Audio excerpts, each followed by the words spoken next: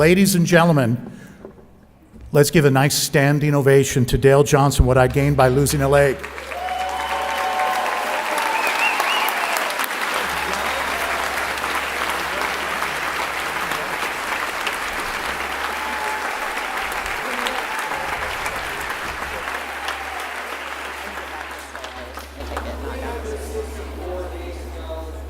Tonight, I was on this stage and I made a bold commitment. I said in August of 2018, I would be riding to the Sturgis Motorcycle Rally in South Dakota. Now, for those of you not familiar with my story, on March 20th, 2.5 years ago, I lost my leg in a motorcycle crash and I nearly died. 7% chance of surviving. With the love of my wife, the strength of my family, and the commitment of this community, I not only survived, but I thrived. Choosing not to be bitter, but to get better. Out of the hospital in 11 days, fitted for a new leg, back to talking with the city on KFOR radio in 3 months. I climbed Machu Picchu, Peru, 5 months after my amputation, and along the way I learned the truth about second chances. They rarely happen by chance. I call it the year of gratefulness. In September, I traded up. I got my first leg. I kept falling. Insurance company said no to a new leg. But Bob Carey's words kept coming back to me, do not settle. So I circled professionals around me. I circled prosthetists and doctors and my physical therapist, and I took my case to a higher level. And now I have a microprocess prosthetic, a true robot leg. Bluetooth programmable, and I don't fall again. It was a year of gratefulness. I was privileged to spend a week on the Pine Ridge Indian Reservation. Very poor people, very proud people there. But I saw real poverty and I realized that enough can be a feast. A year of gratefulness. I saw the first coast-to-coast total solar eclipse in nearly a century, sitting on the hood of a car in a soybean field, watching noon get dark. Pink Floyd never sounded so good.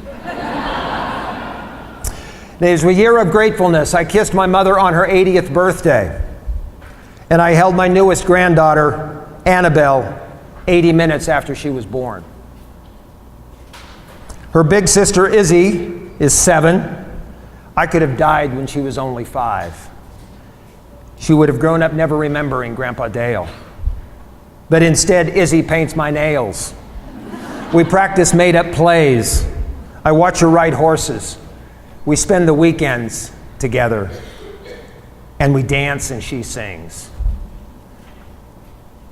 Grandkids, you gotta hug them tight because they move away. My wife and I cried when 2 of our granddaughters moved to Florida. Girls I used to hug every day in my house are now 1,500 miles away. So enjoy the little things. One day you'll look back and you'll realize they're the big things. A year of gratefulness. A long-time radio buddy of mine, a Lincoln Hospital pastor, a biker buddy of mine, for more than 40 years, died 2 weeks ago. Cancer in North Carolina. Only my family had I stayed in contact with more than Tom. He was a classy example of true gratefulness, and I will always miss Tom. A year of gratefulness. We moved into a more user-friendly house. We're fixing it up while we're fixing up the house that has too many stairs. A year of gratefulness. I have celebrated another birthday, another beautiful wedding anniversary. I've stumbled, but I've never fallen. I get tired and I get sore.